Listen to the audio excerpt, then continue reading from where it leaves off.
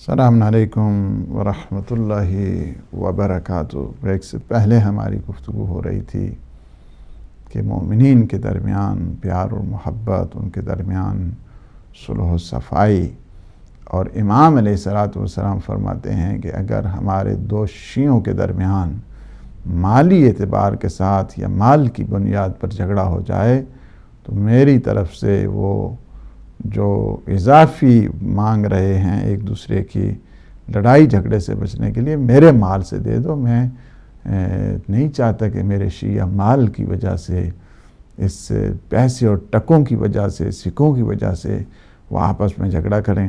مفضل بہت بزرگ صحابی اور ہیں چھٹے آقا کے، امام جعفر صادق علیہ الصلوۃ والسلام کے، بہت توحید مفضل بھی جن کی ہے اور بہت ہی عقائد میں ایک مایہ ناز شخصیت ہیں، آئیڈیالوجی میں، علم کلام میں۔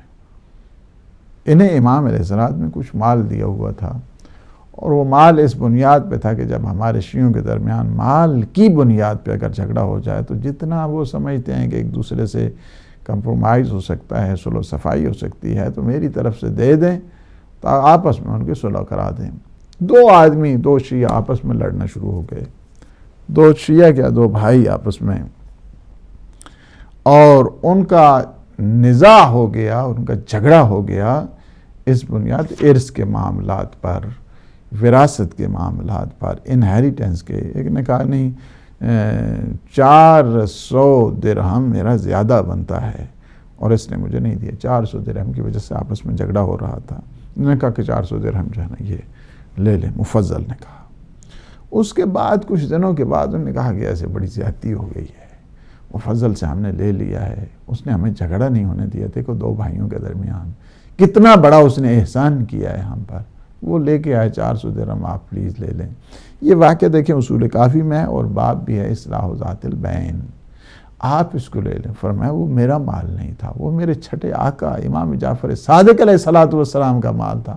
انہوں نے مجھے حکم دیا ہوئے کچھ مال میرے پاس ہوتا ہے ان کا، میں فرمایا میرے شیعوں میں جھگڑا نہیں ہونا چاہیے مال کی وجہ سے، لہٰذا تم 400 درہم کی وجہ سے آپس میں گتھم گتھا ہو رہے تو میں نے کہا اس مسئلے کو حل کرنے کے لیے میں نے اپنے مولا اور آقا کا مال دیا ہے، تم جانو اور ہو جانا، لہٰذا میں نے تمہارے درمیان مصالحت کرائی ہے، صلح و صفائی کرائی ہے، تم نے آپس میں ملایا ہے۔ تو یہ ہے کہ اس کی وجہ کیا ہے، یعنی آخر اس قدر کیوں اسلام نے تاکید کی ہے، مصالحت کی، آپس میں صلح و صفائی کی، آپس میں پیار اور محبت کی، یہ اصلاح ذات البین کی وجہ کیا ہے، اس کی ریزن کیا ہے؟ اس کی وجہ یہ ہے حقیقت میں اگر دیکھا جائے کہ کوئی بھی قوم اور کوئی بھی قبیلہ اور کوئی بھی خاندان اگر اس میں مس انڈرسٹینڈنگ ہو جائے، اگر اس میں سوء تفاہم ہو جائے، اگر اس میں ناراضگیاں بڑھنا شروع ہو جائیں، اگر اس میں فساد آنا شروع ہو جائیں، تو ترقی اور تعالی اور یہ چھوٹے چھوٹے جو اختلافات ہیں اس کی آگ سلگتی سلگتی ایک دفعہ شعلہ وار ہو جاتی ہے اور پورا کا پورا خاندان کو اپنی لپیٹ میں لے لیتی ہے، خواہ اس کا تعلق ایک سوسائٹی کے ساتھ ہے، خواہ اس کا تعلق ایک قوم کے ساتھ ہے، خواہ اس کا تعلق ایک قبیلے کے ساتھ ہے۔ وہ قبیلہ، وہ خاندان کبھی بھی ترقی نہیں کر سکتا کہ جس میں ہمیشہ آپس میں لڑائیاں ہوتی رہتی تھی۔ اسلام نے اس کو احسان کے طور پر انٹروڈیوس کیا ہے کہ ہم نے اس نبی رحمت کو بھیجا ہے کہ جس نے، تم مختلف گروپوں میں منقسم تھے، تقسیم تھے، ہمارے حبیب کے صدقے میں تم کیا ہو گئے، بھائی بھائی بن گئے، تم میں اخوت آ گئی، تم میں برادری آ گئی۔ تو یہ ہے کہ اسی وجہ سے ہے کہ بڑی جتنی بڑی طاقت کیوں نہ ہو، اگر اس میں ڈسٹریکشن آ جاتی ہے، تخریب آ جاتی ہے، ڈس یونٹی آ جاتی ہے، پیار محبت ختم ہو جاتا ہے، اگر بڑی سے بڑی طاقت بھی ہو تب بھی ذلیل ہو جایا کرتی ہے، ختم ہو جایا کرتی ہے۔ اور اسی وجہ سے آپ نے بہت سارے ممالک دیکھے ہیں کہ اختلافات کی وجہ سے کیا ہو گیا ان کو۔ آپ نے بنگلہ دیش کے حالات کو دیکھیں کس وجہ سے ہوا، پاکستان کے حالات کو دیکھیں، انڈیا کے حالات کو دیکھیں، آپ ریشیا کے حالات کو دیکھیں، یہ مختلف جو سٹیٹس بنتی ہیں اس کی وجہ ایک یہی ہے کہ چونکہ آپس میں جب ڈسٹریکشن شروع ہو جاتی ہیں، آپس میں جب سوء تفاہم اور مس انڈرسٹینڈنگ اور اس کے بعد جب کلیشز کی صورت میں یہ معاملہ تمام ہوتا ہے تو پھر کیا ہو جاتا ہے؟ اسی وجہ سے اصلاح ذات البین کو بعض صورت میں واجب قرار دیا گیا ہے کہ ان کو جا کر جو ہے نا مناؤ، ان کو جا کر آپس میں ٹھیک کرو، اور بعض صورت میں سنت مؤکدہ قرار دیا گیا ہے۔ یعنی اسلام نے کسی صورت میں یہ نہیں کہا کہ اس کو ڈھیل دینی چاہیے، اس کو ڈیلے کر دینا چاہیے، اس کو نہیں، یہی چیز ہے۔ اور آپ نے جتنی بھی قومیں ہیں اس وقت ترقی کر رہی ہیں، ویسٹرن جتنی بھی یہ کنٹریز ہیں آپ دیکھ رہے ہیں، یا یورپ کے جتنے آپ ممالک دیکھ رہے ہیں، یورپ کے ممالک کی ترقی کا راز کیا ہے؟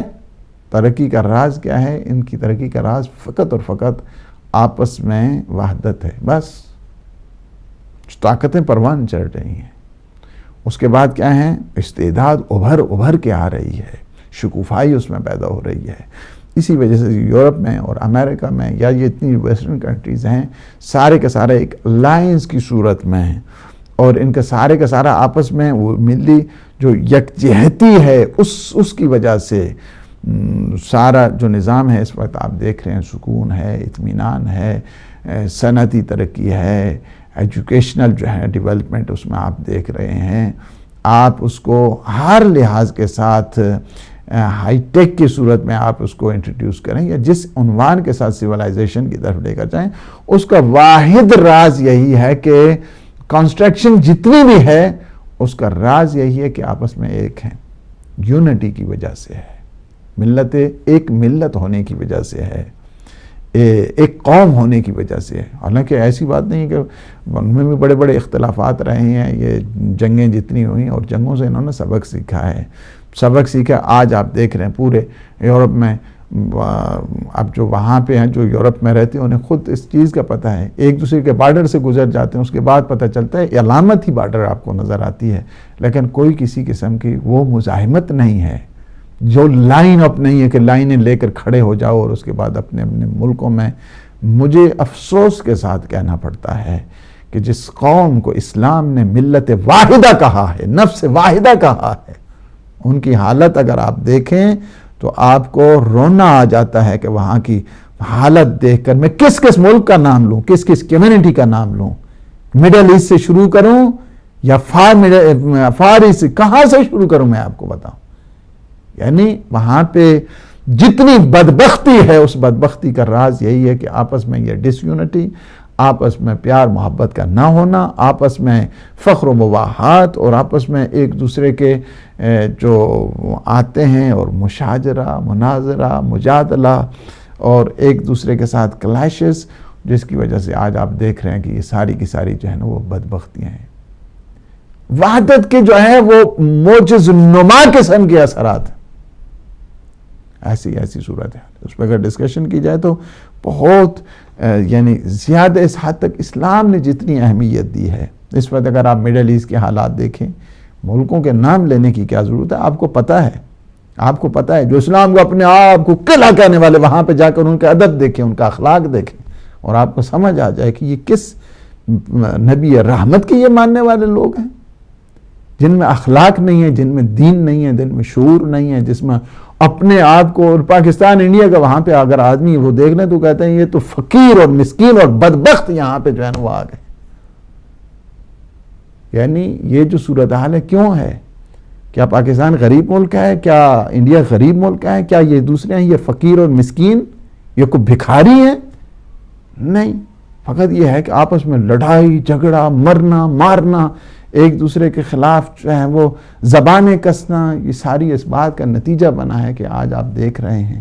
بلکہ یہاں سے جب ہدایت ٹی وی شروع کریں تو کہا کہ یہ کیا کیا مسکینوں نے، مسکین میں، اچھا یہ مسکین ہے، یہ یعنی کیا ہے حساب؟ اگر انسان چونکہ وہ قوم ختم ہو جاتی ہے کہ جس قوم میں ڈس یونٹی، اور سب سے زیادہ خود میں آپ کو پاکستان کی اپنی مثال دیتا ہوں کہ جس ملک میں 5 دریا ہوں، اتنی زمین، 4 فصلیں، 4 موسم، وہ مگر ملک غریب ہو سکتا ہے جس کی سونا اس قدر، جس میں اتنی ڈیولپمنٹ ہو سکتی ہے، جتنے سب چیزیں، لیکن کیا ہے کہ اوپر جو آئے ہوئے ہیں بدبخت، انہوں نے ذلیل کر کے اس قوم کو رکھ دیا ہے، جن کا کام ہمیشہ بھیک مانگنا ہے، دوسروں کے سامنے جانا، وہ ہاتھ پھیلانا ہے۔ اور کیا ہو گیا؟ ظاہر ہے کون انویسٹمنٹ کرے گا جب ہر روز 20، 25، 30، اور جب امن اور سکون اور پیس اینڈ سیکیورٹی، پراسپیرٹیز، یہ چیزیں نہیں ہوں گی تو وہاں پہ کون انویسٹمنٹ کر سکتا ہے؟ اقتصادی نظام قطعاً تباہ ہو جاتا ہے، کلیپس ہو جاتا ہے کہ جب صورتحال ایسی ہوتی ہے۔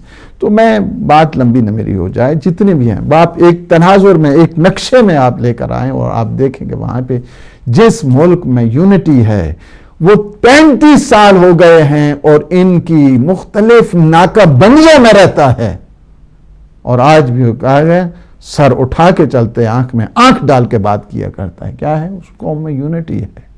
8 سالہ جنگ اسے کچھ نہیں بگاڑ سکی۔ 8 سالہ جنگ، ہم نے 17 دن جنگ کیا، آج تک ہم اس کے آثار جو ہے نا، وہ اثرات اس کے دیکھ رہے ہیں ہم لوگ پاکستان میں، انڈیا میں۔ 8 سال جنگ ہونے کے باوجود اب بھی وہی قوم عزت کے ساتھ جی رہی ہے، افتخار کے ساتھ جی رہی ہے، آنر کے ساتھ جی رہی ہے، ریگارڈ کے ساتھ جی رہی ہے۔ بڑی بڑی طاقتیں اس کے سامنے کچھ نہیں۔ اس کی وجہ کیا ہے؟ کیونکہ قوم میں یونٹی ہے، قوم میں اتحاد ہے، قوم میں وحدت ہے۔ اسلام نے جتنا اس کے اوپر زور دیا ہے، دیکھیں حدیثیں سنیں، ابھی پیغمبر اسلام صلی اللہ علیہ وآلہ وسلم فرماتے ہیں کہ المؤمن للمؤمن کالبنیان یشید بعضہ بعضا۔ فرماتے ہیں کہ ایک مومن کی دوسرے مومن کے ساتھ مثال ایسی ہے کہ جس طرح ایک بلڈنگ ہی ہوتی ہے، یعنی ایک مومن دوسرے مومن کی مثال ایک بنیان، ایک بلڈنگ جیسی ہے کہ جس کے بعض حصے بعض دوسرے حصوں کو کیا کرتے ہیں؟ قوی کرتے ہیں، جوڑتے ہیں، تقویت دیتے ہیں۔ اگر تھم نہیں ہے، ستون نہیں ہے، باقی مشکل ہو جائے گی نا۔ اسی طرح آپ دیکھیں سیمنٹ ہے، گارا ہے، اینٹیں ہیں، سارے سریا، یہ ساری چیزیں ایک دوسرے کی سپورٹ کیا کرتی ہیں۔ ایک حصہ دوسرے حصے کی سپورٹ کیا کرتا ہے، ایک مومن دوسرے مومن کی سپورٹ کیا کرتا ہے، ایک حصہ ایک بلڈنگ ہے۔ یہ مومن کی مثال بھی ایک دوسرے مومن کے ساتھ ایسی ہونی چاہیے کہ گویا کیا ہے کہ ایسا ہے کہ جز ہیں جو لا ینفک ہیں، ایک دوسرے کے بغیر زندگی نہیں گزار سکتے ہیں۔ پھر فرماتے ہیں المؤمن کلہم کالنفس الواحدہ، کہ ایک مومن دوسرے مومن کے ساتھ گویا ایک ہی جان ہے، ون فلیش، ایک جسم ہے، ایک جان ہے ان کا، ایک دل ہے، 2 جسم ہے، ایک قالب ہے، وہاں پہ دل ایک ہے دونوں کا۔ پھر فرماتے ہیں مثل المؤمن فی توادہم وتراحمہم کمثل الجسد الواحد، کہ ایک مومن کی دوسرے مومن کے ساتھ اس کی مثال یہ ہے کہ مومن کی کیا ہے؟ فی توادہم، کہ ان کی آپس میں جو ہے نا ود، محبت، نیکی، دوستی، اور ان کی آپس میں رحم دلی ایک دوسرے کے ساتھ، تراحمہم کمثل الجسد الواحد، بس ایک جان کی طرح ہے۔ ان کی دوستی، ان کی محبت، ان کی رحم دلی، ان کی مہربانی ایک دوسرے کے ساتھ جسد واحد کی طرح ہے، جسد واحد۔ اذا اشتکا بعضہ تداعی سائرہ بالسہر والحمى، فرماتے ہیں کہ اگر اس میں سے کسی، اس جو پیکر ہے، جو جان ہے انسان کی، اس میں اگر کسی ایک حصے کو دکھ پہنچتا ہے تو سارا جسم دکھی ہو جاتا ہے۔ کسی وجہ سے تداعی سائرہ، اگر کسی ایک عضو کو، کسی ایک حصے کو دکھ پہنچتا ہے تو سارے کا سارا جسم کیا ہوتا ہے؟ سارے کے سارے اعضاء، اس سے آرام نہیں آتا ہے، وہ قرار نہیں آتا ہے، وہ سارے کے سارے دکھی ہو جاتے ہیں جتنے انسان کے اعضاء ہیں، جوارے ہیں۔ کس کی وجہ سے؟ بالسہر درد کی وجہ سے، بخار کی وجہ سے، ناآرامی کی وجہ سے، بدسکونی کی وجہ سے، ایک دوسرے کے کیا ہو جاتے ہیں؟ اس میں دکھی ہو جاتے ہیں۔ مومن ایک دوسرے کے ساتھ اس کی مثال ایسے ہے، اور اسی لیے ہے اسلام نے، آپ چلے جائیں بعض مکاتب میں آپ کو وہاں نظر آئے گا ان کے ہاں زیادہ سے زیادہ یہی کہا جاتا ہے کہ ہی از مائی فرینڈ، وہ میرا دوست ہے، بس بہت بڑا لقب ہو گیا ہے۔ اسلام نے اس رفاقت سے بڑھ کر، یہ شان عظمت ہے اسلام کی، سبحان اللہ، اسلام نے کیا کیا ہے؟ نہیں، بھائی ہے تمہارا، یہ ڈسٹنکشن ہے اسلام کی۔ آپ چلے جائیں اس میں سب سے بڑا جو وہ بتاتے ہیں ایک دوسرے کے القاب میں سے آپ چلے جائیں تو آپ کو فرینڈشپ پہ آ کر جو ہے نا وہ روک دیتے۔ اسلام نے کیا کیا ہے؟ اسلام نے فرینڈشپ سے اوپر درجہ دیا ہے، اسلام نے فرینڈشپ سے اوپر یعنی برادرہڈ کا، ہی از مائی برادر، ہی از مائی برادر، برادر کا، وہ میرا بھائی ہے، وہ میرا بھائی ہے۔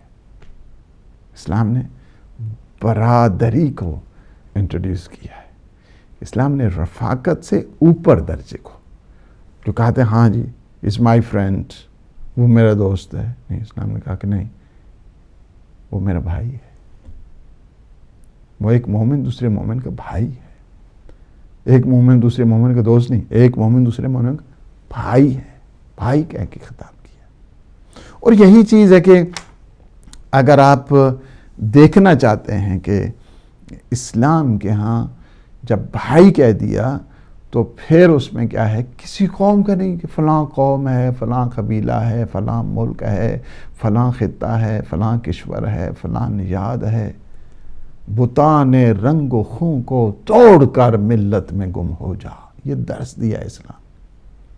بتان رنگ و خوں کو توڑ کر ملت میں گم ہو جا، نہ تو رانی رہے باقی، نہ ایرانی نہ افغانی۔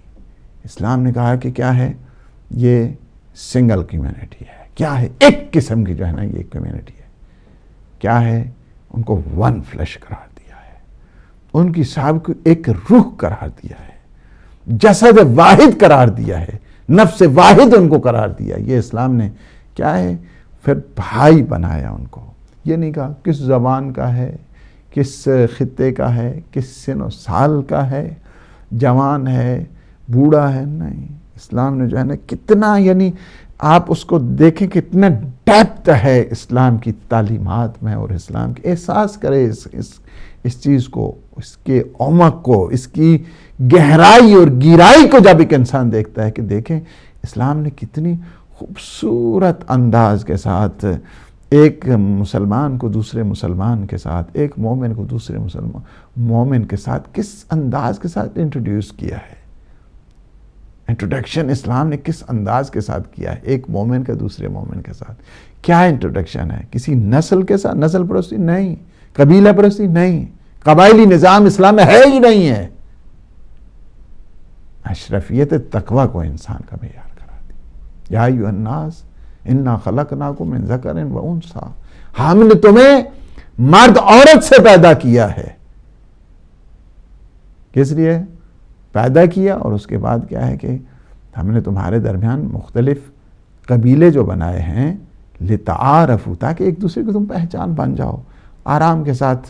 یہ جو مختلف آپ دیکھیں کہ کسی نے اگر حفظ کرنا ہو، کسی نے یاد کرنا ہو، تو مختلف سیگمنٹ بنا دیے جاتے ہیں تاکہ وہ اچھے طریقے سے جو ہے نا یاد کریں۔ مثلا اگر بچے جو حفظ کرنے والے ہیں، قرآن کو حفظ کرنے والے ہیں، تو ان کے لیے اگر مختلف سیگمنٹ بن جاتے ہیں، پہرا پر پہرے، پہرے جس طرح بناتے ہیں ہم لوگ، پیراگراف ہوتے ہیں، اس طرح وہ جلدی ایزیلی یاد کر سکتے ہیں۔ اسی طرح اسلام کے یہ جو مختلف قبیلے ہیں، مختلف قومیں ہیں، مختلف نسلیں ہیں، کس لیے؟ لتعارفوا، یہ جو ہم نے تمہارے درمیان شعوب اور قبائل بنائے ہیں، قبائلی سسٹم کے لیے نہیں ہے یہ، لتعارفوا so you can introduce yourself۔ یہ کیا ہے کہ یہ انٹروڈکشن کا ایک ذریعہ بنا ہے، تعارف کا ایک ذریعہ بن گیا۔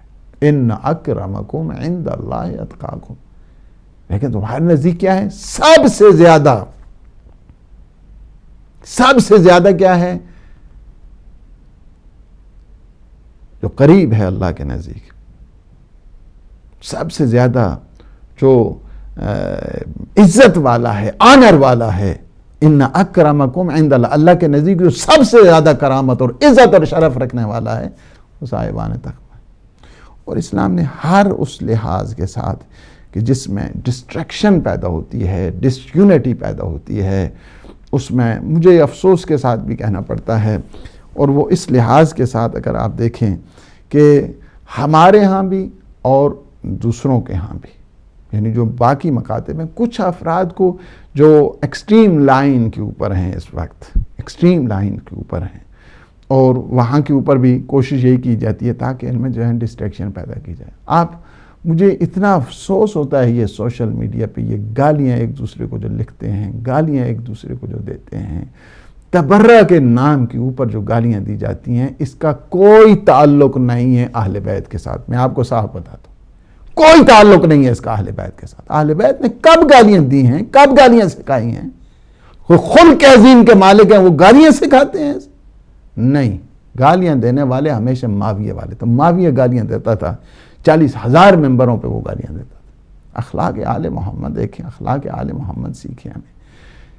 انک لعلی خلق عظیم، خلق عظیم، خلق عظیم کہہ کے پکارا۔ انما بعثت لاتمم مکارم الاخلاق، مکارم اخلاق کی تکمیل کے لیے ہیں۔ گالیاں کا کبھی کسی اہل بیت کے ہاں سے جو ہے نا وہ کوئی پروموشن یا کسی کو کوئی پروموٹ یا کسی کو کوئی ویلکم کیے گا، کسی کو کوئی اپریشیٹ کیے گا، نیور ایور۔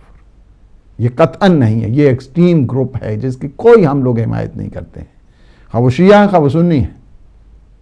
یہ ایک دوسروں کے جو اغیار کے ہیں، اغیار کے بل بوتے کے اوپر جو ہے نا کام کیا ہے؟ جی ہاں جی تبرہ کا مطلب گالیاں ہوتا ہے؟ تبرہ کا مطلب یہ ہوتا ہے کہ خدا اور رسول اور اہل بیت علیہ السلام کے جتنے دشمن ہیں ہم انہیں پسند نہیں کرتے ہیں، ہماری کوئی ایسوسیشن نہیں ان کے ساتھ، ہمارا کوئی تعلق نہیں ہے اس کا۔ ڈس ایسوسیشن کا اظہار ہے، اور the enemy of Islam, enemy of Quran, enemy of اہل البیت، یہ ہے۔ تبرہ کا مطلب گالیاں کہاں سے ہوتا ہے؟ قطعاً نہیں ہے۔ تو اس وجہ سے، اور افسوس کے ساتھ مجھے کہنا پڑتا ہے، افسوس کے ساتھ کہنا پڑتا ہے کہ بعض نے کیا کیا ہے، بعض نے خود ٹی وی چینلز کے ذریعے، مختلف سوشل میڈیاز کے ذریعے، الیکٹرانک اس کے ذریعے سے انہوں نے مختلف کوششیں کی ہیں تاکہ ان کو آپس میں لڑا کر ان کی طاقت کو اس طرح زائل اور تباہ اور برباد کر دیا جائے۔ اسلام نے ہمیشہ کہا ہے کہ نہیں، تم نے جتنا وسیع جو اسلام اس وقت پھیل چکا ہے اور پھیل رہا ہے، the most progressive religion in the world جس کو کہا جاتا ہے اسلام ہے، اس کی ترقی کرنا راز اخلاق اور تعلیمات اہل بیت علیہ السلام سے۔ اور لعنت کا بھی یہ مفہوم نہیں ہے کہ بعض یہ سمجھتے ہیں کہ لعنت بھی کوئی گالی نہیں ہے۔ نہ تبرہ کا مطلب گالی ہے، نہ لعنت کا مطلب جو ہے نا وہ گالی ہوا کرتا ہے۔ لعنت کا مطلب یعنی یہ ہے کہ ہم لعنت ایک قسم کی بد دعا جس کو آپ کہتے ہیں، یعنی ایک دفعہ مثلا آپ صلوات پڑھتے ہیں، اللہم صلی علی محمد، سارے پڑھیں ماشاءاللہ، اللہم صلی علی محمد وآل محمد، یہ دعا ہے۔ آپ کسی مومن کے لیے دعا کرتے ہیں، سلام کرتے ہیں، اس کی سلامتی چاہتے ہیں۔ ایک دفعہ یہ ہے کہ نہیں، اب لعنت کا مطلب یعنی ایک قسم کی بد دعا ہے۔ یہ بد دعا کس لحاظ کے ساتھ ہے؟ ہم تمہیں نہیں چاہتے کہ تم اللہ کی رحمت میں آ جاؤ۔ اللہ کی رحمت کی دوری کا نام ہے لعنت، وہ بھی گالی نہیں، گالی نہیں۔ تو یہ ہے کہ ہمیں زیادہ سے زیادہ جو اخوت ہے، اسلام نے جس طرح مولا امام سجاد علیہ السلام نے اس پیغام کو آگے بڑھایا کہ ایک مومن دوسرے مومن کے لیے طاقت ہے، ایک مومن ایک دوسرے مومن کے لیے شفیع ہے، ایک مومن ایک دوسرے مومن کے لیے پناہ گاہ ہے، ایک بھائی طاقت ہے، ایک بھائی پناہ گاہ ہے، ایک بھائی عزت ہے۔ لہٰذا اس کو کیا کرنا ہے؟ شیطانی جتنے حربے ہیں اسے دور کرنا ہے، اللہ سبحانہ و تعالیٰ کے در کے ساتھ جو ہے نا وہ شامل ہونا ہے۔ اور ٹائم چونکہ میرا ختم ہو گیا ہے، میں اسی بات کے اوپر کہ اسلام نے سارے کے سارے جو اسلامک سسٹم ہے اس کو ایک خانوادے کے طور پر، ایک فیملی کے طور پر اسلام نے اس کو انٹروڈیوس کیا کہ یہ سارے کے سارے تم کیا ہو؟ ایک گھر ہو، ایک فیملی ہو، تم ایک فیملی کے نام کے اوپر۔ اور اس حد تک خطاب یہ فقط یہ نہیں کیا ہے کہ ہاں جی سلوگن ہے اسلام کا کہ مومن دوسرے مومن کا بھائی ہے، یہ فقط نعرہ نہیں ہے کہ ایک مومن دوسرے مومن کا بھائی ہے، یہ فقط نعرہ نہیں ہے کہ ایک مسلم جو ہے دوسرے مسلمان کا جو ہے نا بھائی، نہیں، اسلام نے اس کو امپلیمنٹ کیا ہے، اسلام نے اس کو تاکید کے ساتھ اور اپنے ٹوٹل جو فرامین ہیں، فرمودات ہیں محمد و آل محمد علیہ السلام کے تحت اس کو انٹروڈیوس کیا ہے، اس کو بتایا ہے اور اس کو سمجھایا ہے، سارے کے سارے کیا کیا حق ہونے چاہیے، کس انداز کے ساتھ اس کو بتایا ہے۔ میں سمجھتا ہوں کہ اس کو اگر سمجھنے کے لیے ایک روایت ہی میں پڑھ کے جو ہے نا وہ تمام کرتا ہوں، اور دیکھیں کہ وہ کس انداز کے ساتھ فرماتے ہیں۔ پیغمبر اسلام صلی اللہ علیہ وآلہ وسلم فرماتے ہیں کہ المسلم اخو المسلم، کہ مسلمان دوسرے مسلمان کا بھائی ہے، لا یظلمہ، اس کا ظلم نہیں کرنا ہے، ایک دوسرے پہ ظلم کو روا قرار نہیں دی گیا ہے، ظلم نہیں کر سکتا ہے دوسرے مسلمان پر، وَإِلَا يَخْذُلُ، اسے ذلیل بھی نہیں کر سکتا ہے، دھوکہ نہیں دے سکتا ہے اس کو، اور پھر کیا ہے وَلَا يُسْلِمُهُ، اور یہ نہیں کہ اگر حوادث کوئی پیش آ جائیں، آفتیں پیش آ جائیں تو ان کے درمیان اسے تنہا بھی نہیں چھوڑنا ہے کہ ہاں جی ٹھیک ہے جو پھر ہو گیا ہوں اسی کے کر سکتے ہیں جی ٹھیک ہے جان دو نہیں، ہم نے کہا مشکل آ جائے اس کی مشکل میں ساتھ دے دو، اس کو ذلیل نہ کرو، اسے رسوا نہ کرو، اس پہ ظلم نہ کرو۔ یہ مسلمان کے لیے ایک مسلمان دوسرے مسلمان کے یہ حق بنتا ہے، یہ کس کا ہے؟ نبی رحمت کا یہ فرمان ہے۔ پھر فرماتے ہیں مثل الاخوین مثل الیدین تغسل احداہما الاخری، سبحان اللہ، کیا مثال دے دی ہے آقا نے۔ فرمایا کہ ایک مسلمان کی مثال دونوں ہاتھوں جیسی ہے، یہ دو ہاتھ ہیں، دو ہاتھوں جیسی ہے، اگر ہاتھوں کو دھونا ہے تو ایک ہاتھ کے ذریعے تھوڑا دھوئیں گے۔ فرماتے ہیں کہ جس طرح تغسل احداہما الاخری، کہ جس طرح ایک ہاتھ سے دوسرے ہاتھ پہ انسان دھوتا ہے، اسی طرح دو مسلمان آپس بھائیوں کی بھی مثال ہے، یعنی یہ دونوں بھائی کیا ہیں؟ دو ہاتھ کی طرح ہیں، جس طرح ہاتھ کو دھونے کے لیے دونوں کام کرتے ہیں، اسی طرح یہ ایک دوسرے کے ساتھ، آپ ہاتھوں کی صفائی کرنی ہے تو دونوں کے ذریعے کریں گے، اسی طرح یہ ایک دوسرے کو عیب بھی بتاتے ہیں، ایک دوسرے کے نقص سے آگاہ کرتے ہیں، ایک دوسرے کی کمی کو دور کیا کرتے ہیں، ایک دوسرے کے لیے تطہیر کا باعث بنا کرتے ہیں، اور ایک دوسرے کی پاکیزگی کا باعث بنتے ہیں۔ یہ کبھی غیبت نہیں کرتے، کبھی تہمت نہیں کرتے، اور یہی چیز ہے کہ ایک مسلمان دوسرے مسلمان کے لیے یہ بات کہہ دی کہ ایک دوسرے کو جب تم ملو تو تم کیا کرو؟ السلام علیکم، یعنی peace be upon you, peace be upon you. یہ نہیں کیا ہے کہ اسلام نے اس کو انٹروڈیوس کیا کہ نہیں تم کیا کرنا ہے؟ ایک دوسرے کو سلام کو۔ سلام کا کیا مطلب ہوتا ہے؟ سلام کا مطلب یہ نہیں ہے، سلام کا مطلب یہ ہے کہ میں نے تمہاری سلامتی چاہی ہے، تو لہٰذا میں غیبت کر کے، تہمت کر کے، اتہام بازی کے ذریعے، بلیم گیم کے ذریعے، الزام تراشی کے ذریعے تیری سلامتی کو مجروح نہیں کروں گا۔ یہ مفہوم ہے السلام علیکم، یعنی پیس بی آن یو، تم پہ سلامتی ہو، یعنی میں تمہاری صحت کے لیے، میں کبھی نہیں چاہتا ہوں کہ تم بیمار ہو جاؤ، تم مریض ہو جاؤ، تم پہ کوئی حسد کرے، تم پہ انشاءاللہ اس پہ اگلے جو سیشن آئے گا اس پہ مفصل گفتگو ہوگی۔ اور آج میرا پروگرام تو یہی تھا کہ میں آپ کو اپنے آقا اور مولا کے وہ 30 حقوق جو ایک مسلمان، ایک مومن کے دوسرے مومن پر حق بنتے ہیں، دوسرے بھائی پر حق بنتے ہیں، وہ آپ کی خدمت میں پیش کروں، لیکن ٹائم ہمیں اجازت نہیں دے رہا ہے۔ اسی پہ اللہ سبحانہ و تعالیٰ سے دعا کرتے ہیں کہ اللہ سبحانہ و تعالی ہمارے ان لمحات کو اپنی عبادت میں شمار فرمائے، ہمارے گناہوں سے عفو درگزر فرمائے۔ پروردگار جتنے مومنی مومنات حاجات رکھتے ہیں ان کی حوائج شرعیہ کو پورا فرما، جتنے مومنی مومنات پریشان آ رہے ہیں ان کی پریشانیوں کو دور فرما۔ پروردگار ہم سب کے مرحومین کی مغفرت فرما، انہیں جوار معصومین میں جگہ عنایت فرما، عالم اسلام کو سر بلند فرما، عالم طاغوت کو نابود فرما۔ پروردگار وہ طاقتیں کہ جو مسلمانوں کو آپس میں لڑا رہی ہیں، پروردگار ان کے شر کو ان کی اپنی طرف لوٹا۔ وارث زمان قطب عالم امکان کے ظہور پر نور میں تعجیل فرما۔ اللہم عجل ولیک الفرج، والسلام علیکم ورحمۃ اللہ وبرکاتہ۔